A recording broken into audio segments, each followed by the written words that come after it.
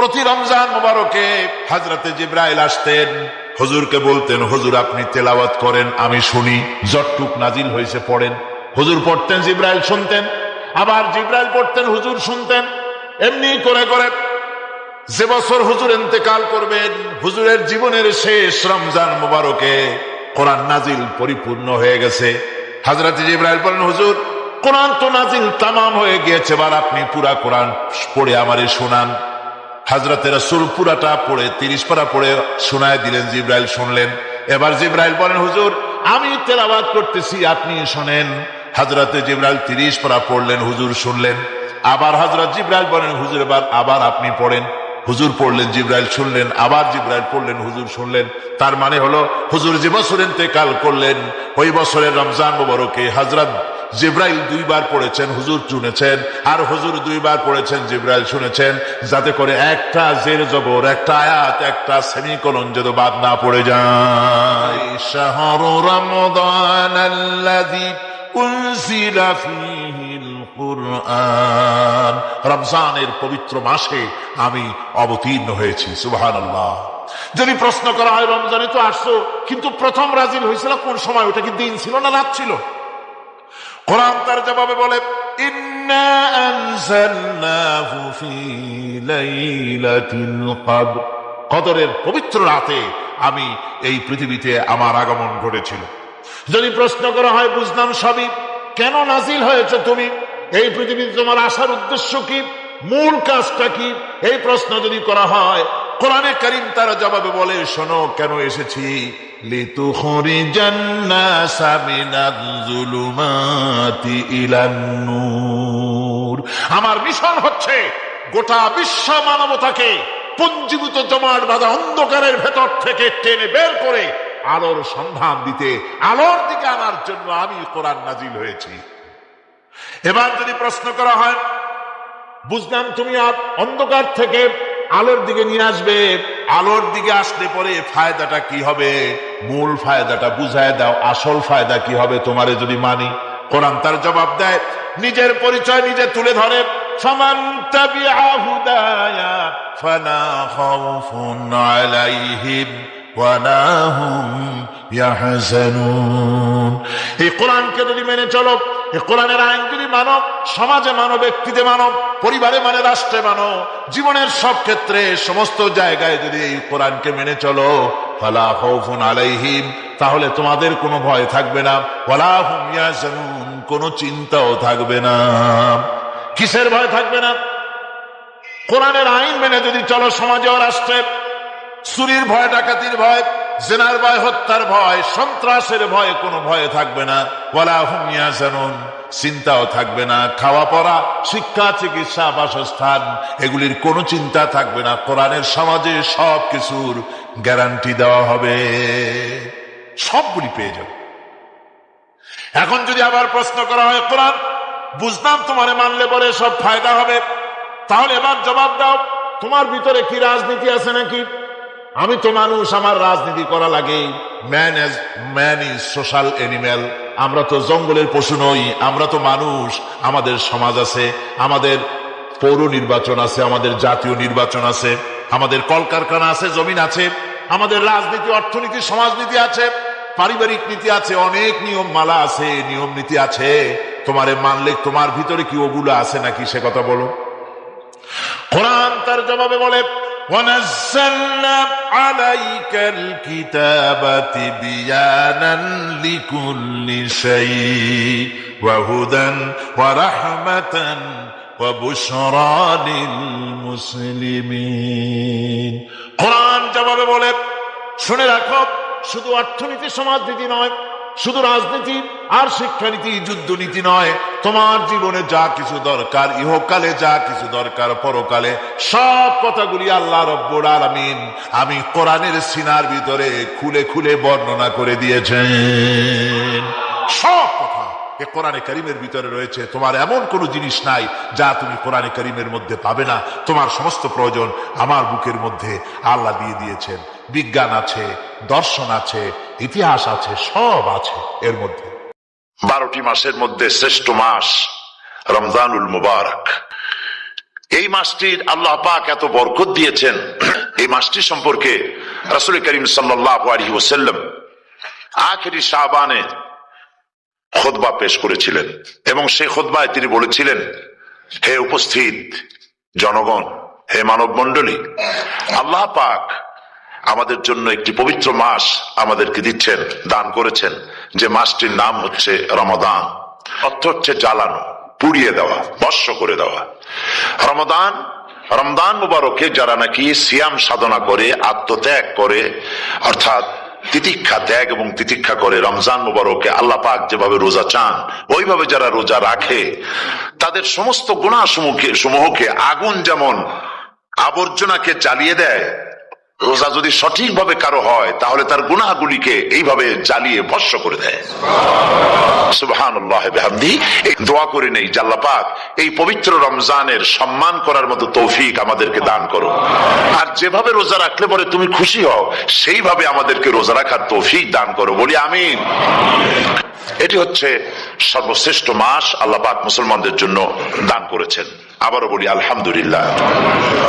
কোরআন শরীফের মধ্যে আল্লাহ সমস্ত ইবাদতের কথা বলেছেন, কিন্তু ডিটেইলস আলোচনা করেন নাই। হজ করতে হবে, কিন্তু ওকুফে আরাফা করতে হবে, রমিয়ে হিজার করতে হবে, রমিয়ে জিবার করতে হবে, তারপরে 7 বার তাওয়াফ করতে হবে, সাফা মারওয়া সাই করতে হবে। এগুলি কিন্তু কোরআন শরীফে আসে নাই, ডিটেইলস আসে নাই। নামাজ পড়তে হবে, কিন্তু জোহরে কয় রাকাত, আসরে কয় রাকাত, মাগরিবে কয় রাকাত, এই রাকাতগুলি কিভাবে বিন্যস্ত করতে হবে কোরআন শরীফে তা আসে নাই, বর্ণনা করা হয়নি। যাকাত দিতে হবে, কিন্তু কত টাকা হলে কত টাকা দিতে হবে, কত মন ধান হলে কতটুকু দিতে হবে, কত ছাগল হলে, কত গরু হলে, কত পরিমাণ সোনা হলে, কত পরিমাণ রৌপ্য মজুদ থাকলে যাকাত দিতে হবে, এর বিস্তারিত বিবরণ কোরআন শরীফে আসে নাই। চিন্তা হতে পারে যে তাহলে এগুলো আমরা পাইলাম কই? আমরা পেয়েছি কোরআনের ব্যাখ্যা হচ্ছে রাসূল করিম সাল্লাল্লাহু আলাইহি ওয়াসাল্লাম। হুজুর এটাকে আমাদেরকে বলে দিয়েছেন, তিনি সারে ছিলেন, শরীয়ত প্রণেতা ছিলেন। তো সমস্ত ইবাদতকে আল্লাহ পাক সংক্ষেপে তিনি আউটলাইন অথবা গাইডলাইন তিনি দিয়েছেন আল্লাহ পাক। রমজান মুবারক হচ্ছে একমাত্র ইবাদত যে রমজান সম্পর্কে আল্লাহ পাক ডিটেইলস পূর্ণ একটি রুকু আল্লাহ পাক আলোচনা করেছেন। সুবহানাল্লাহ। রোজা শুরু করবেন কোনখান থেকে, শেষ করবেন কোথায় গিয়ে, সফরে প্লেনে যখন চলবেন তখন আপনার রোজার অবস্থা কি হবে, যদি দেশে যান তখন কি হবে, অসুস্থ হলে কি হবে, কিভাবে রোজা রাখবেন, কিভাবে রোজা ভাঙবেন, তারপরে কখন শুরু হবে, কখন কি হবে ইত্যাদি বিস্তারিত বিবরণ। রোজার মতো করে এত অন্য কোন ইবাদতের ব্যাপারে আল্লাহ এতটা বলেন নাই যতটা বলেছেন রোজার ব্যাপারে। তাহলে নিশ্চয়ই বুঝতে পারছেন রোজাটা অত্যন্ত গুরুত্বপূর্ণ ইবাদত। সবটাই গুরুত্বপূর্ণ, কিন্তু রোজাটা আল্লাহর কাছে বেশি গুরুত্বপূর্ণ। সুবহানাল্লাহ। আচ্ছা, বেশি গুরুত্বপূর্ণ কেন সে কথা কি বলবো? অবশ্যই বলবো। বেশি গুরুত্ব এই কারণে, আল্লাহ পাক বলেছেন, এটা হচ্ছে হাদিসে কুদসি। আল্লাহ পাক বলেছেন, আস-সাওমু লি ওয়া আনা আজজি বিহি। অন্য রিওয়ায়াতে এসেছে ওয়া আনা উজজা বিহি। আস-সাওমু লি, রোজা হলো আমার জন্য। কে বলতেছেন বলুন তো? আল্লাহ পাক বলছেন রোজা হচ্ছে আমার জন্য, রোজার পুরস্কার আমি দেব। অন্য বর্ণনায় এসেছে রোজা আমার জন্য আর রোজাদারের পুরস্কার আমি আল্লাহ নিজেই পুরস্কার। সুবহানাল্লাহ, সুবহানাল্লাহ। তাহলে প্রশ্ন আসে, আল্লাহ পাক বলছেন রোজা আমার জন্য, আস-সাওমু লি। আল্লাহ তো একথা কোথাও বলেননি আজ-যাকাতু লি, আস-সালাতু লি, আল-হাজ্জু লি। রোজা আমার কি বলে, যাকাত আমার জন্য, হজ আমার জন্য, নামাজ আমার জন্য, একথা কিন্তু আল্লাহ বলেন নাই। অবশ্যই আমরা যাকাত হোক, নামাজ হোক, হজ হোক কার জন্য করি? আল্লাহর জন্য করি। রমজানের ব্যাপারে আল্লাহ খাস করেছেন যে আস-সাওমু লি, রোজা আমার জন্য। এই কথাটার অর্থ কি, তাৎপর্য কি, ব্যাখ্যা কি, সিগনিফিকেন্স কি? এর সিগনিফিকেন্স হচ্ছে এই যে প্রত্যেকটা ইবাদতের দুটি ধরন আছে। কয়টা ধরন বলুন তো? দুটি ধরন। একটি ধরন হচ্ছে বাহ্যিক আর একটা হচ্ছে আভ্যন্তরীণ। প্রত্যেকটা ইবাদতের দুটি দিক আছে, একটা মানুষকে দেখানো আর একটা ভেতরের। যেমন নামাজ, একটি লোক নামাজ পড়ে না, কিন্তু এমন একটা সমাবেশের মধ্যে পড়ে গেছে সবাই নামাজ পড়ে। এখন আমি যদি নামাজ না পড়ি তাহলে লোকে বলবে কি? তখন উজু আছে কি না আছে দাঁড়ায় গেল আল্লাহু আকবার। তাহলে দেখা গেল নামাজ আল্লাহর জন্য পড়ে, আবার মানুষের জন্য দেখাবার জন্য করে। যাকাত এটা দেয় মানুষে, তার নিয়তটাকে আল্লাহ পাক ভালো জানেন। কিন্তু কিছু লোক তো এমন আছে জাকাতের নামে লুঙ্গি, আমাদের দেশে আছে, এখানে কি করে আমি জানি না, লুঙ্গি শাড়ি কিনে তারপরে বাড়িতে সব জমা করে এরপরে গরিবদের দাওয়াত দেয় এবং সকলকে দেখায় দেখায় এভাবে লুঙ্গি দিল শাড়ি দিল, লোকেরা দেখলো যে জাকাত দিল, খুব জাকাত দিয়েছে। কোরবানির ব্যাপারে এভাবে বিরাট একটা গরু কিনলো, কিনে মানুষকে দেখাইলো। চট্টগ্রামে আছে সবচেয়ে বড় দামের গরু একটা কিনে গরুর গলায় মালা একটা পরাইয়া তারপরে শহর ঘুরায়। এখন অবশ্য এটা কমে গেছে আগের থেকে অনেক। মানুষ দেখুক যে অমুকে এই গরুটা কোরবানি করেছে। এটা কি কোরবানির জন্য হলো না মানুষকে দেখাবার জন্য হলো? হজ টাকা আছে, লোকেরা বলবো কি যে এত টাকার মালিক তাও হজে যায় না, সুতরাং যাই একটু হজ করে আসি। তাহলে হজ করা গেল, আবার মানুষকে দেখাবার জন্য করলো। দুটি জিনিস আছে। কিন্তু একমাত্র রোজা রোজা যদি কেউ রাখে মানুষকে দেখাবার জন্য সকাল থেকে শুরু করে সন্ধ্যা পর্যন্ত না খাইয়া কোনো পাগলও থাকবে না। বলেন আপনারা ঠিক কিনা? সে তো মানুষকে দেখাবার জন্য দাঁত পরিষ্কার করে নিল আর দুপুরে ভাত খাই নিল, বউতেও টের পাইল না। পারবে কিনা? পারবে। টয়লেটে গিয়ে খাই নিল ভালো করে, কোন একটা আড়াল জায়গা নিয়ে খেয়ে গেল, বাচ্চাও দেখলো না, বউতেও দেখলো না, খেয়ে নিল। তাহলে সে তো রোজা রাখলো না। আল্লাহ পাক বলছেন আসসামুলি, রোজা হচ্ছে আমার জন্য। যে রোজা রাখে আমার জন্যই রাখে, মানুষকে দেখাবার জন্য সারাদিন না খাইয়ে থাকার কোনো প্রশ্নই ওঠে না। সুবহানাল্লাহ। সুতরাং রোজা যে রাখলো সে আমার জন্যই রাখলো। ওয়া আনা আজজি বিহি, রোজার পুরস্কার আমি আমার হাত দিয়ে দেব। সুবহানাল্লাহ, আমার হাত দিয়ে দেব। ম্যানেজার যদি বলে এই কাজগুলি করলে পরে বেতন, নির্ধারিত বেতন পাবা, আর এইটা যদি করো তাহলে বেতনটা আমি দেবো আমার হাত দিয়া, তাহলে এমপ্লয় যারা তারা বুঝতেই পারবে যে মালিক যখন নিজেই দেবে তাহলে ম্যানেজারের মতো দেবে না, মালিক মালিকের মতোই বড় করে দেবে। তো আল্লাহ পাক ফেরেশতাদের কাছে এটা রাখেন নাই, সব নাকি তোমরা লেখো গিয়া, আর রোজার সওয়াব আমার হাত দিয়ে আমি দেবো। সুবহানাল্লাহ। এরপরে আল্লাহ পাক বলছেন, অন্য রিওয়ায়াতে এসেছে রোজা আমার জন্য, আর রোজাদারের পুরস্কার আর কিচ্ছু না, রোজাদারের পুরস্কার আমি আল্লাহ নিজেই পুরস্কার হয়ে যাব। সুবহানাল্লাহ। হাদিস শরীফে এসেছে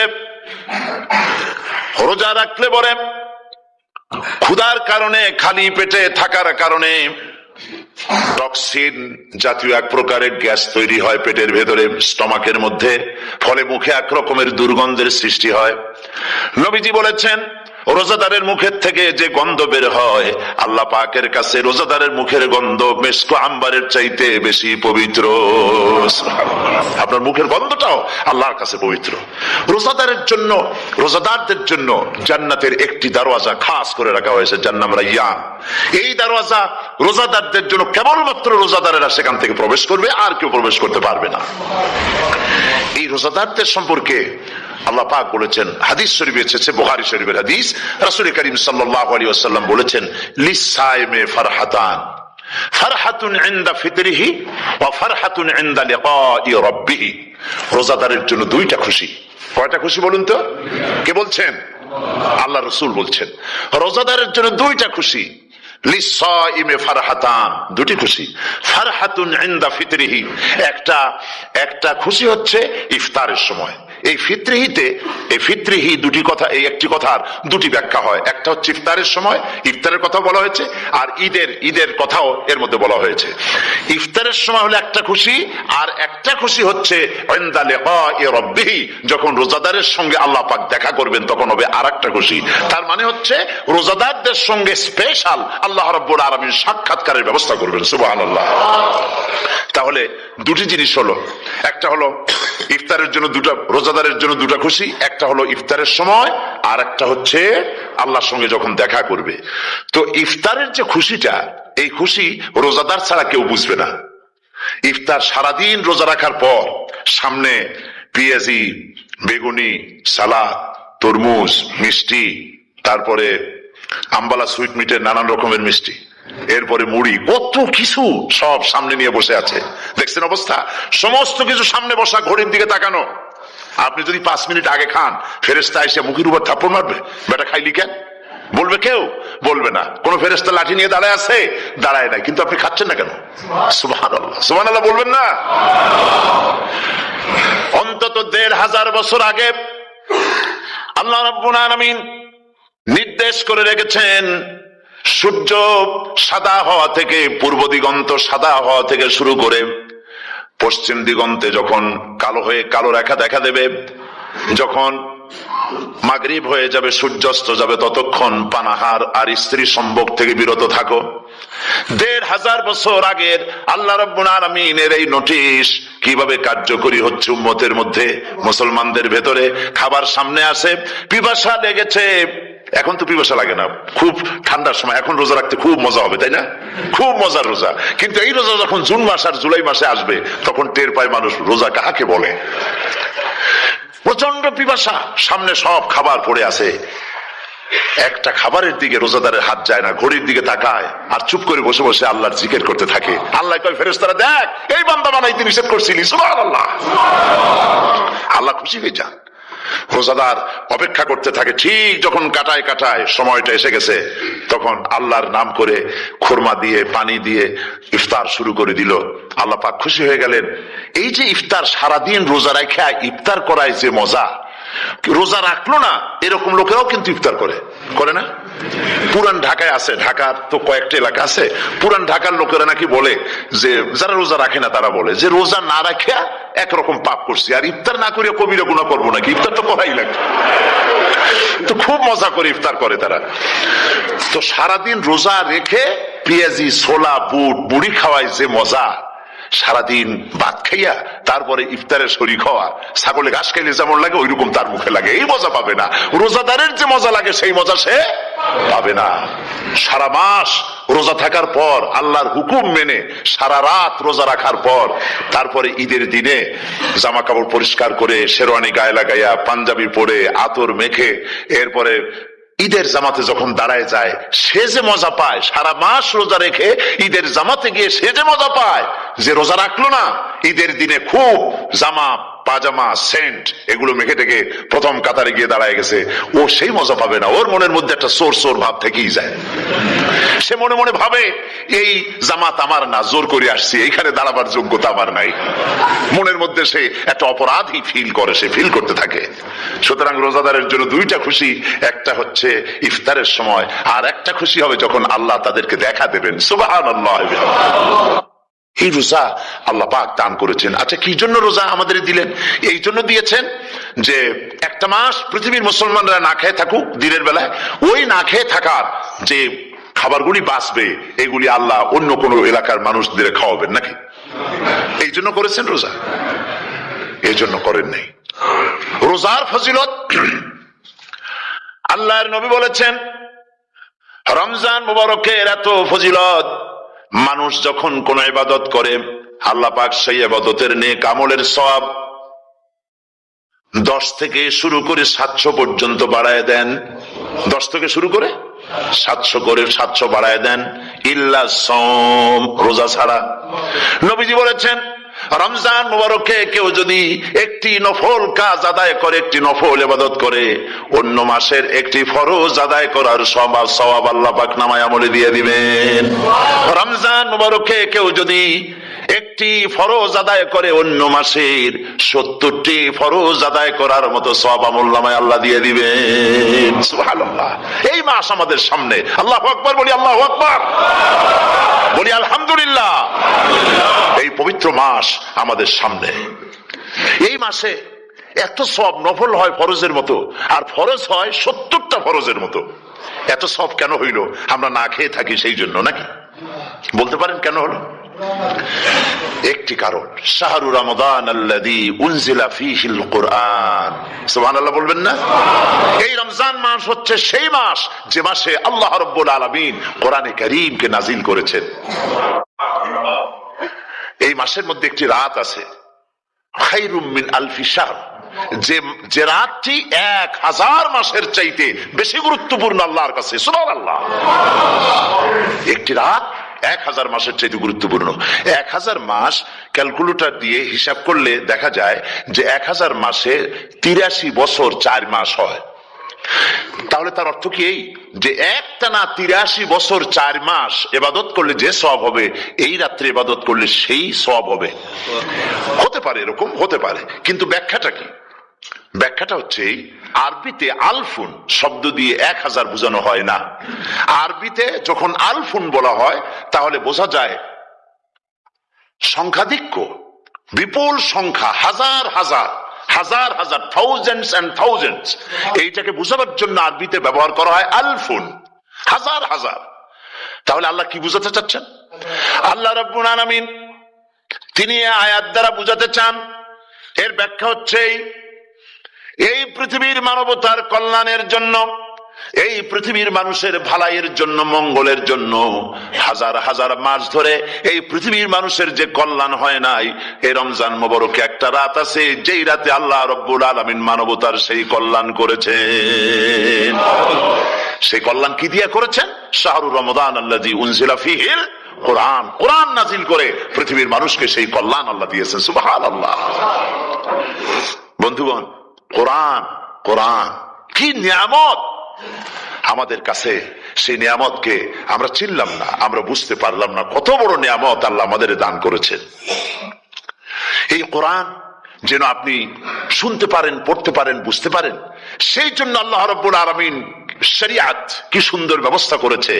কোরআন শোনার জন্য রমজান মুবারকে তারাবিহের নামাজের ব্যবস্থা করা হয়েছে। সুবহানাল্লাহ, সুবহানাল্লাহ। যারা সব সময় পড়তে পারেন না, কোরআন তেলাওয়াত জানেন না, অথবা সারা বছরও এক খতম কোরআন শরীফ পড়া হয় না, শরিয়াত কি সুন্দর বিধান করলো যে আপনি যেন 30 পারা কোরআন শরীফ শুনতে পারেন, এই ব্যবস্থা তারাবিহের নামাজের মধ্যে শরিয়াত করে দিয়েছে। আলহামদুলিল্লাহ, আলহামদুলিল্লাহ। যাদের টাকা কড়ি আছে আমি তাদেরকে অনুরোধ করব, যদি পারেন তাহলে মেহেরবানি করে রমজান মোবারকে উমরা পালন করবেন। আমি উমরার নিয়ত করে এসেছি, ঢাকা থেকে উমরার নিয়ত করে এসেছি, আপনাদেরকে দেখে গেলাম। আর আমি এখান থেকে ডাইরেক্ট মদিনা মুনাওয়ারায় চলে যাব ইনশাআল্লাহ। লাইলাতুল কদর পর্যন্ত হারামাইনুশ শরীফাইনে কাটাতে চাই, নিয়ত করেছি। আপনারা দোয়া করুন আল্লাহ যেন কবুল করেন। কি মজা যখন আপনি হারামাইনুশ শরীফাইনে যখন তেলাওয়াত শুনবেন, আপনার কাছে মনে হবে যেন কোরআন শরীফ নাজিল হতেছে। সুবহানাল্লাহ। সেখানে তো নামাজের পরে হাত তুলে মোনাজাত করা হয় না, শুধুমাত্র রমজান মুবারকে বেতেরের নামাজের মধ্যে ইমাম সাহেব হাত তুলে মোনাজাত করেন। গত বছর রমজান মুবারকের লাইলাতুল কদরে আমি ছিলাম, গত কয়েক বছর ধরে আল্লাহ যাওয়ার তৌফিক দিয়েছেন দয়া করে। সেখানে লাইলাতুল কদরে পত্রিকাগুলি লিখেছে 30 লাখের উপরে লোক ছিল মক্কা শরীফের হারাম শরীফে, 30 লাখের উপরে। যখন তেলাওয়াত হচ্ছে, মোনাজাত করতেছেন ইমাম সাহেব কাঁপতেছেন, মোনাজাত করতেছেন, কাঁদতেছেন, আর গোটা হারাম জুড়ে কান্নার রোল পড়ে গিয়েছে। কিভাবে কাঁদতেছেন! সারাদিন মানুষ রোজা রেখে তারপরে ইফতার করতে যখন বসে, আমি সেই জান্নাতের কথা কেমনে আপনাদের বুঝাবো? রসগোল্লা কেমন লাগে বক্তৃতা দিয়ে, 6 ঘন্টা বক্তৃতা দিয়েও বোঝানো যাবে না। যদি মুখের মধ্যে ঢুকাইতে পারি তাহলে বুঝবেন যে মজাটা কি। এটা তো আমি বুঝাইতে পারবো না কি মজাটা লাগে। সারাদিন রোজা রাখার পর সমস্ত লক্ষ লক্ষ মুসল্লিরা বসে আছে মক্কা শরীফে, কাবা শরীফ সামনে, এখানে বসে আছে। রোজাদারের সামনে আছে জমজমের পানি আর মদিনা মুনাওয়ারার খুরমা, আল্লাহর ঘর সামনে। জান্নাতের থেকে আর কাকে বলে! সুবহানাল্লাহ। আর মসজিদে নববীর ভিতরে মদিনার আকর্ষণ কাশাস আলাদা। মদিনা শরীফের আপনাকে যদি পাইয়া যায় কোন আরব, কোন মাদিনী, আপনারা ছাড়বি না, আদর করে পাশে বসাবে, তোমারে আমি এই জিনিস খাওয়াবো, এইটা দিয়ে ইফতার করাবো, আমার কাছ দিয়ে তুমি উঠতেই পারবে না, আপনাকে জোর করে বসায় দিবে। মসজিদে নববীতে রিয়াদুল জান্নাহ রাসূল করিম সাল্লাল্লাহু আলাইহি ওয়াসাল্লামের কবর শরীফের কাছে বসে আপনি ইফতার করতেছেন, কত বড় নসিব! সেই জন্য আমি বলি, হলিডে করার জন্য আমেরিকা, সিঙ্গাপুর, হাবিজাবি এই সমস্ত ঘুরে কোনো লাভ নাই। হলিডে করতে চান, রমজান মুবারকে চলে যান হারামাইনুশ শরীফাইন, মদিনা আল মুনাওয়ারা, মক্কা আল মুকাররমা। খুব কপাল খুলে যাবে, জিন্দেগীর সমস্ত গুনাহ খাতা আল্লাহ পাক মাফ করে দিবেন। রাসূল করিম সাল্লাল্লাহু আলাইহি ওয়াসাল্লাম বলেছেন, রমজান মুবারকে যে উমরা করলো সেজন্য হজ আদায় করলো। সুবহানাল্লাহ। অন্য রিওয়ায়াতে এসেছে, যে ব্যক্তি রমজান মুবারককে উমরা করলো সেজন্য আমার সাথে হজ আদায় করলো। সুবহানাল্লাহ। তো বলতেছিলাম যে কোরআনে কারীম হচ্ছে একটি বিরাট নিয়ামত। এই নিয়ামত শোনানো হয় রমজান মুবারকে। আমি এবার এসে খুব খুশি হলাম একথা শুনে যে ইস্ট লন্ডন মসজিদ তারা একটা ব্যবস্থা করেছে, সুন্দর একটা রেডিও তারা আবিষ্কার করেছে। না কি করছেন আপনারা? ট্রান্সমিটার তৈরি করেছেন। ওনারা ওখানে রেডিও বিক্রি করেন। আপনারা বহু টাকা খরচ করেছেন, তারা হাজার হাজার পাউন্ড খরচ করে টাওয়ার বানিয়েছেন এবং একটা ফ্রিকোয়েন্সি তারা নিজেরা নিয়েছেন, আর রেডিওগুলি 125 পাউন্ড করে ওনারা দিচ্ছেন খরচ হিসেবে। এইটা যারা নিয়ে যায় ঘরের মধ্যে বসে তারাবিহের তেলাওয়াত তারা শুনতে পাবেন। মহিলারা অনেক সময় আসতে পারেন না, মহিলারা ঘরে বসে শুনতে পারবেন। ওই ইসলাম মসজিদে যত ওয়াজ হবে, তেলাওয়াত হবে, নামাজ হবে, আজান হবে, ওয়াজ হবে, জিকির হবে, সব আপনার ঘরে বসে আপনি শুনতে পারবেন। আল্লাহ রাব্বুল আলামিন এই ইকদামকে, এই পদক্ষেপকে আল্লাহ কবুল করুন, সবাই বলেন আমিন। এবং প্রত্যেকের ঘরে ঘরে এই রেডিও পৌঁছে যাক, আমরা বলি আমিন। আল্লাহ যেন কবুল করেন। আপনি ঘরে বসে মসজিদের সমস্ত প্রোগ্রাম পেতে পারবেন। আর কি সুন্দর, সেখানে যিনি তেলাওয়াত করেন, আজান দেন, আলহামদুলিল্লাহ, তার আজান শুনলে পরে তো মনে হয় যে আমি মক্কা শরীফে চলে গেছি, মদিনায় চলে গেছি। আর তেলাওয়াতও কত সুন্দর, আলহামদুলিল্লাহ। আল্লাহ তার প্রতি রহম করুন, আমরা বলি আমিন। সুতরাং বলতেছিলাম যে এই পবিত্র রমজানুল মুবারক, এটি কি জিনিসটা, কি জিনিসটা বুঝাবার জন্য আমি বলি, যেমন এই ঘড়িটা এটা কেনার পর 2-1 বছর পর এটা ফাস্ট হয় অথবা কি হয়, স্লো হয়ে যায়। তখন এটাকে সারার জন্য আমরা হসপিটালে দিই। হসপিটাল মানে লন্ডন হসপিটাল না, ঘড়িরও হসপিটাল আছে। তো ঘড়ির হসপিটালে দিলাম, ওরা এটাকে দেখে শুনে ওয়াইলিং করে টরে দিল ঠিক মতো। একবার যদি ঠিক করে দিল, আবার আমার 1-2 বছর চললো, আর কোনো ডিস্টার্ব করবে না, ঠিক কিনা? আপনার গাড়ির ইঞ্জিন যদি কোনো রকমের অসুবিধা করে, তাহলে গাড়ির ইঞ্জিনকে ওভারহোলিং করতে হয়, ইঞ্জিন ডাউন দিতে হয়। একবার যদি ইঞ্জিন ডাউন দিলেন, ওভারহোলিং করলেন, তাহলে আপনার এই গাড়ি 5-6 বছরের জন্য আর হাত দিতে হবে না। এই কথাগুলি বুঝতে পারছেন কিনা? সারা জীবন, সারা মাস অন্যায় করার পরে, গুনাহ করার পরে মানুষের অন্তঃকরণে কালিমা লেগে যায়। আল্লাহ রাব্বুল আলামিন রমজান মুবারকের একটা ব্যবস্থা করেছেন, ইঞ্জিন ওভারহোলিং এর মতো, ইঞ্জিন ডাউন দেওয়ার মতো। আপনার কলবকে, আপনার আত্মাকে, আপনার বিবেককে, আমার বিবেককে পরিষ্কার করার জন্য রমজান মাস করে দিয়েছেন। রমজান মুবারকের একটি মাসের কোর্স যদি কমপ্লিট করা যায়, তাকওয়া দিয়া যদি ভরে দেওয়া যায়, তাহলে বাকি 11 মাস আরামসে চলবে, কোনো অসুবিধা হবে না। নবীজি বলেছেন, রমজান মুবারকে মাস আসার সঙ্গে সঙ্গে আল্লাহ রাব্বুল আলামিন তিনি জান্নাতের সমস্ত দরজাগুলি খুলে দেন, আর জাহান্নামের সব দরজাগুলি আল্লাহ রাব্বুল আলামিন বন্ধ করে দেন। সুবহানাল্লাহ। আর শয়তানকে শৃঙ্খল দিয়ে বেঁধে ফেলা হয়, শিকল দিয়ে শয়তানের বান্ধা হয়ে যায়। এই হাদিসটা যখনই শোনাই বিভিন্ন জায়গায়, লোকেরা বিভিন্ন জায়গায় প্রশ্ন করে, হুজুর কোন তো যে শয়তানরে বান্ধিয়ে হয়, কিন্তু রমজান মাসেও তো লোকেরা মদ খায়, মিথ্যা কথা কয়, তাহলে শয়তান বান্ধা থাকবো কেমনে? আমি বলি, দেখেন, এর ব্যাখ্যা আছে। এর ব্যাখ্যা হলো এই, কোন ঘড়ি আছে একবার চাবি দিলে 6 মাস চলে, আর একবার চাবি দিলে 2 বছর চলে, আবার চাবি দিলে লাইফ চলে যায়। এরকমের ঘড়িও আছে। কোন মানুষের শয়তানে এমন চাবি দিছে যে চাবিতে 6 মাস চলে, কোনটায় 10 মাস চলে, কোনটায় বছর চলে। রোজার মাসেও যারা গুনাহ করে, শয়তানে এমন চাবি দিছে যে রোজার মাসেও বন্ধ হচ্ছে না। এরা শয়তানের খপ্পরে পড়ে গেছে। আল্লাহ এই চাবি থেকে মুসলমানদেরকে হেফাজত করুন, বলি আমিন। জোরে বলেন আমিন। শয়তান থেকে পানাহ কেউ দিতে পারে না, কোন গভর্নমেন্ট পারবে না। ব্রিটিশ গভর্নমেন্ট পারবে নাকি? American government? কেউ পারবে না। শয়তান থেকে পানাহা দিতে পারে কেবলমাত্র কে? ওই আল্লাহ রাব্বুল আলামিন আমাদেরকে শিখায় দিয়েছেন, শয়তানের ওয়াসওয়াসা থেকে আমার কাছে পানাহা চাও। আউযু বিল্লাহি মিনাশ শাইতানির রাজিম। বিতাড়িত মরদুদ শয়তানের ওয়াসওয়াসা থেকে পানাহা চাই, আল্লাহর কাছে পানাহা চাও। আল্লাহ পাক বলেন, আমি পানাহা দিতে পারি শয়তানের ওয়াসওয়াসা থেকে। শয়তান থেকে আশ্রয় একমাত্র সিকিউরড, নিরাপত্তা পেয়েছেন আল্লাহর পয়গম্বরেরা। সুবহানাল্লাহ। আম্বিয়া আলাইহিমুস সালাম, তারা আল্লাহ কর্তৃক নিয়ন্ত্রিত। শয়তানের ক্ষমতা নাই পয়গম্বরদের কাছে যাওয়া। চতুর সীমানার ভেতরে শয়তান প্রবেশ করে কোন নবীকে ওয়াসওয়াসা দিতে পারবে না, বলি সুবহানাল্লাহ। এই জন্য শয়তান থেকে বেঁচে যাওয়া, শয়তানের ওয়াসওয়াসা থেকে বাঁচা খুবই কঠিন। সেই জন্য আল্লাহ পাক বলছেন, শয়তানকে বেঁধে রাখা হয়, জান্নাতের সমস্ত দরজা খোলা, জাহান্নামের সমস্ত দরজা বন্ধ হয়ে যায়। এই নিয়ামতের মানে প্রত্যেকটি যখন কোন ওয়ার্কশপ হয়, তো ওয়ার্কশপের জন্য একটা কি বলে সিলেবাস থাকে। রমজান মুবারক একটা ওয়ার্কশপ। এই ওয়ার্কশপের মধ্যে একটা সিলেবাস আছে, সেই সিলেবাসের নাম হচ্ছে কোরআন। কোরআন, কোরআন। কোরআন নাজিলের মাসে আমরা কি কোরআন তেলাওয়াত করি? বলেন। রোজা হচ্ছে, হাদিস শরীফের মধ্যে বলা হয়েছে, আস-সাওমু জুন্নাহ। রোজা হচ্ছে ঢাল। রোজা কি কন্ত? ঢাল বোঝেন তো? ঢাল কি? প্রোটেক্টর। আপনি জিহাদের ময়দানে, যুদ্ধের ময়দানে নিরাপত্তার জন্য, বাইরের থেকে আক্রমণকে ফিরাবার জন্য কি ব্যবহার করেন? ঢাল ব্যবহার করেন। রোজা হচ্ছে ঢাল, শয়তানের সমস্ত আক্রমণ থেকে বাঁচার জন্য রোজা হচ্ছে ঢাল।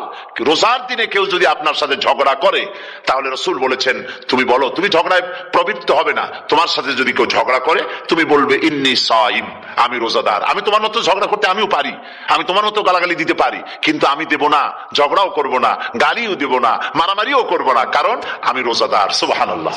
রোজা আপনাকে গুনাহ থেকে বাঁচায় দেবে। দেখেন রোজা কিভাবে গুনাহ থেকে বাঁচায়। মিথ্যেবাদী সারাক্ষণ মিথ্যে কথা বলে, কিন্তু রোজার মাস আসছে। এখন মিথ্যাবাদী যারা তাদের ঘনিষ্ঠ লোকদের কাছে শুনেছি যে তারা বলে যদি কোনো লোক দিনের বেলা আইসে যায় আর এমন কথা যে কথা বলতে গেলে মিথ্যা বলা ছাড়া উপায় নাই তার জন্য, সে তখন বলে ভাই তুমি তো অসময় আসছো, এখন আমি খুব ব্যস্ত, আই এম ভেরি বিজি, তুমি রাত্রে আসো। কথা বুঝতে পেরেছেন? তো রোজা হচ্ছে কি, রোজাটা কি বলে ঢাল।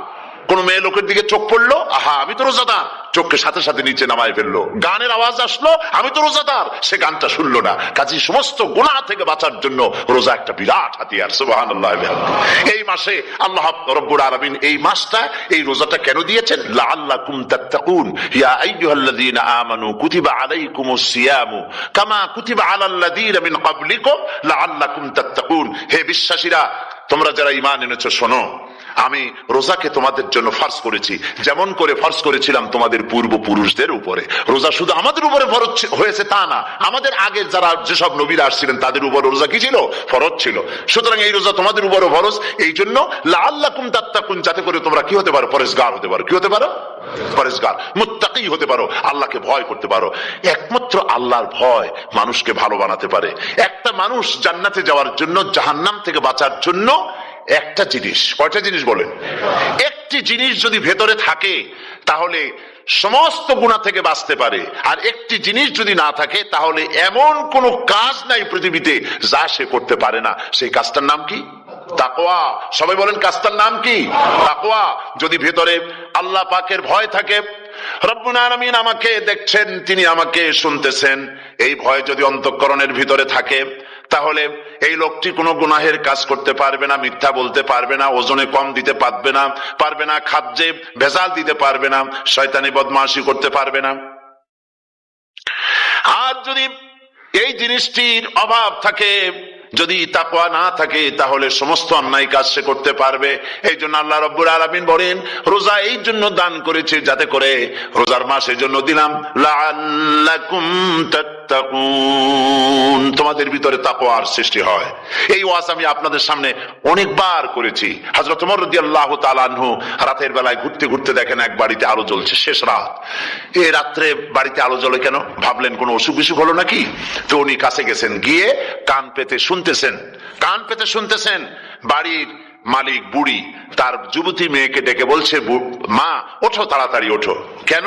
কয় যে সকাল তো হয়ে গেল, দুধ দই এনেছি, আমি দুধ এনে রাখছি, এখন তুমি পরিমাণ মতো সবটা পাত্রে পানি দিয়ে ভরে দাও, তাহলে ওজন বেশি হবে আর আমরা ভালো লাভ করতে পারবো।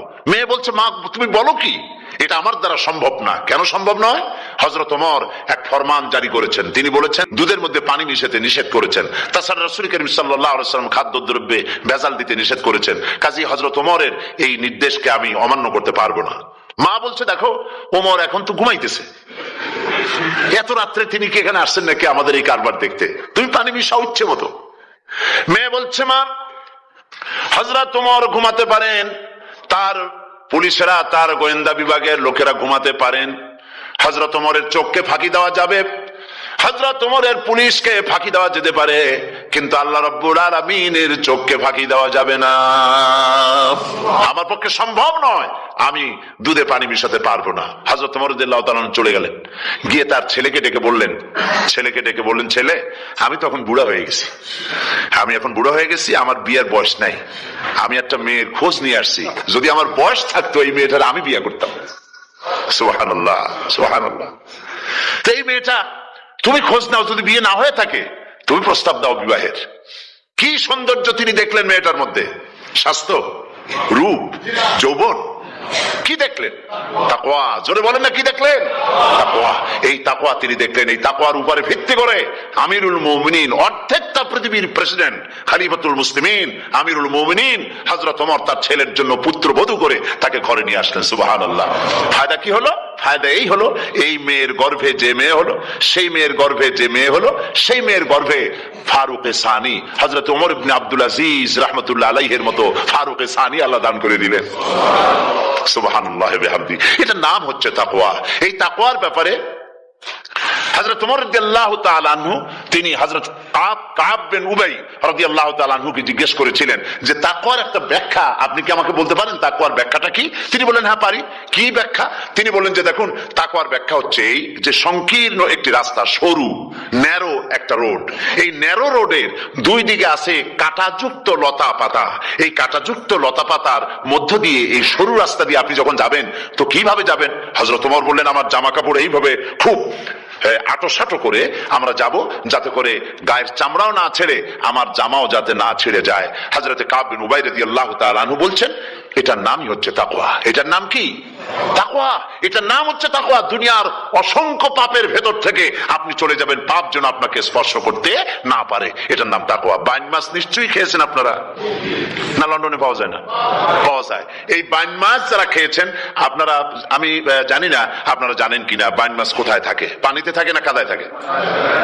মাশাআল্লাহ, বাইন মাছ থাকে কাদার মধ্যে। কিন্তু এই বাইন মাছ যারা ধরেছে তাদের মুখে শুনেছি আমি যে বাইন মাছ থাকে কাদায়, ওকে যখন ধরে টেনে বের করায় কাদার মধ্য থেকে এক ফোঁটা কাদা ওর গায়ে নাই। এই কলুষিত সমাজ, পাপে ভরপুর, গ্রেট ব্রিটেন, আমেরিকা, পাশ্চাত্য, আমাদের দেশ, সর্বত্র পাপ আর পাপ। এই পাপের মধ্যে বাইন মাছ শুধু খাইয়েন না, ওর কাছ থেকে শিক্ষাও গ্রহণ করেন। ও যেমন কাদার মধ্যে থাকে, কাদা ওর গায়ে লাগে না, আপনিও এই সমাজের মধ্যে আপনি আপনার কাজ চালিয়ে যান, পাপ যেন আপনাকে স্পর্শ না করে। আল্লাহ যেন পাপের থেকে আমাদের বাঁচান। আমরা বলি আমিন, সবাই বলেন আমিন। রমজান মোবারকে তোমাদের মধ্যে তাকওয়া সৃষ্টি হোক। রোজা সম্পর্কে এই কথাগুলি আমি বলে নিলাম। প্রথম 10 দিন শুধু রহমত নাজিল হবে, দ্বিতীয় 10 দিনে আল্লাহ পাক শুধু মাফ করতে থাকবেন, আর তৃতীয় 10 দিন আল্লাহ পাক জাহান্নাম থেকে মুক্ত করে দিবেন। সুবহানাল্লাহ। রমজানে মক্কা শরীফে, মদিনা শরীফে ছোট্ট একটা বাচ্চাও ঘুমায় না, অন্তত 5-7 বছর 8-10 বছর বয়স হয়ে গেছে এরকম বাচ্চা সারা রাত্রে 1 সেকেন্ডের মধ্যে ঘুমায় না। সমস্ত লোক জাগে, ফজরের নামাজ পড়তে থেকে ঘুমায়, সব সমানে 2 হাতে নেকি কামাই করে। নেকি কামাইয়ের মৌসুমে বাহার। রমজান হচ্ছে নেকি কামাইয়ের বসন্তকাল। আপনারা যেন খবরদার মিস করবেন না, মিস করবেন না খবরদার। এই মাসটা পুরোপুরি কাজে লাগাবার জন্য মায়েরা, আমার মায়েরা, বোনেরা, মেহেরবানি করে এই মাসটা কাজে লাগাবেন। গীবত গাইবেন না, রাগারাগি করবেন না, ঝগড়াঝাটি করবেন না, মিথ্যা কথা বলবেন না, তেলাওয়াত, জিকির, আজগার। আর পুরুষেরাও এই জিকির আজগারের মধ্যে, মানুষকে ভালো কাজের আদেশ করার মধ্যে যা আজকে আল্লাহ আমাদের দিয়ে বলাইলেন, এই কাজগুলি আমি এবং আপনারা সবাই যেন আমল করতে পারি। আল্লাহ তৌফিক দান করুন।